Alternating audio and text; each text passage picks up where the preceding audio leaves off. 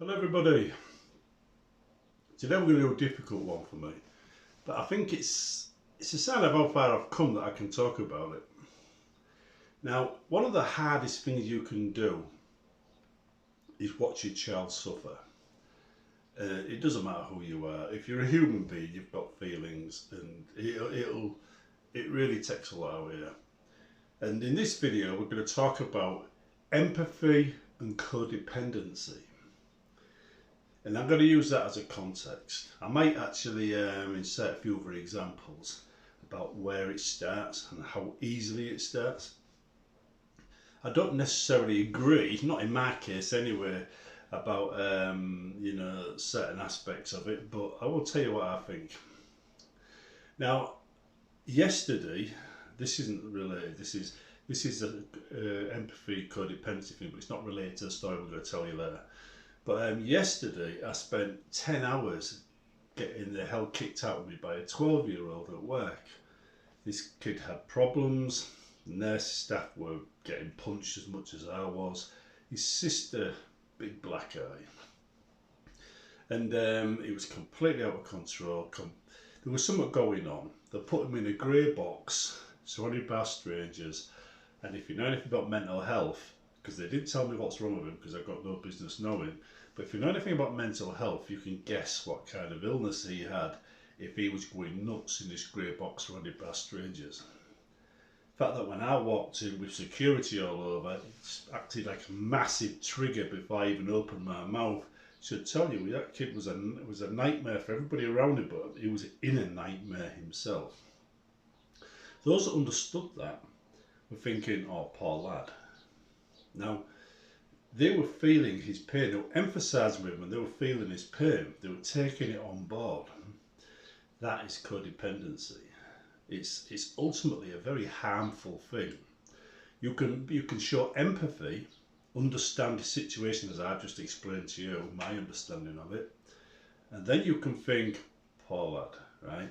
And take a little bit of his pain onto yourself and feel for him, which is a human thing to do, but it is ultimately destructive if it goes on for too long. You get to the point where you think, I hope he gets better. Not for him, but just so you would feel better. If you understand. That's a relationship between empathy and codependency. Pardon me. Now, in me and my one of my kids' cases, right, I haven't seen her for a while, and what we did get to see is she's got a lot of problems, and it didn't take long before I started being affected by it. I'd become a codependent. I didn't know it. I had no clue what codependency was at the time.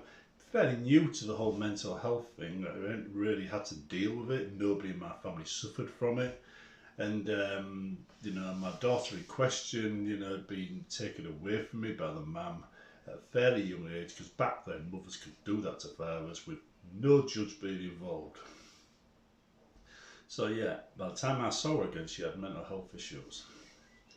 And in this particular case, it just dragged me down a nightmare spiral, because I was being torn up seeing my own daughter in this state, and I wanted her to get better, not so I would feel better, but so she would be better. That's the difference. I wanted her to be better because she was my daughter.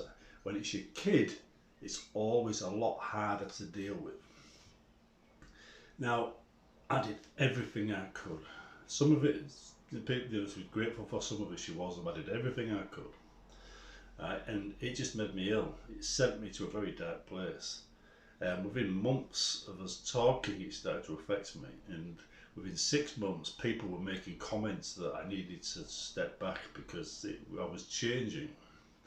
And it's just because of this trying to feel what they feel and understand the codependency aspect. It was eating me up inside. It was tearing me apart. Eventually it all came to a head and we stopped talking.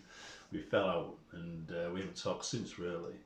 But the point is, I would have kept on doing that until it killed me.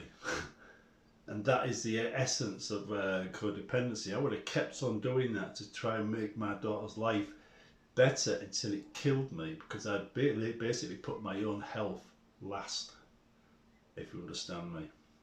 Now, I could have helped her better with simple empathy, understanding their condition but not taking it on board, than I ever could understanding their condition and feeling, the way she did, trying to understand the way she felt. Says, if I was to just sit here and think, well, yes, I understand why she's feeling this way, that is safe. That is okay. That's showing them. That's showing you understand and you've got some, some connection with a person in some respects. Taking their pain into yourself, that's the destructive element. That's the codependency element. It can often turn abusive. I mean, I used to worry like crazy over everything she did, and it just made day-to-day life one constant nightmare, because something might happen every minute of every day, and this is how it eats you, this is how it gets to you. So you've got to be careful when you're actually trying to empathise with people not to take on board their problems, because you can be far more help when you don't take on board their problems than you ever will when you do. It might be nice to have somebody there that feels for you, but it's ultimately a destructive thing to do. It's like when you're seeing these campaigns to save the donkey and you're feeling for these donkeys. It's the same kind of thing. You're taking on board a pain that isn't yours. And you can't save every donkey. And when you realise that and you still feel, then you're basically on a self-destructive path. I've seen it time and time again on Facebook where people have gone overboard trying to make a point. Like cruelty to animals. One particular person I know, who I won't name, she got so caught up in trying to stop cruelty to animals, her entire Facebook page looked like a butcher's shop. She'd become a person posting abuse of animals on her Facebook page, and she was attracting abusers. Not scaring them away, attracting them. They wanted to see these pictures. So you've got to be careful. It's dead easy to go down that slippery slope. In the meantime, remember, empathy. It comes from mastering your emotions and understanding how others feel. When you understand how you feel, you'll be able to understand how other people feel. Those people that cut off their emotions and don't feel anything, I would say they're just as likely to develop mental health issues as those people who are codependents. Because we're human beings, we feel. In fact, I believe animals feel as well. Right? So we feel. So to cut it off, that's not a healthy thing. Not a healthy thing at all. The battle that I keep coming back to, and I think this is an important one, is when you've been through these really stressful mental situations, you have to come out of it and be able to look yourself in the mirror and think, that is me. If you end up looking at the mirror and you think to yourself, I don't know this person, then you've got a mental health issue waiting to happen. So don't let the dark side take over your personality. Don't let people's actions push you down a road you didn't want to travel. Always fight to be yourself in these dark times, and it'll help you recover.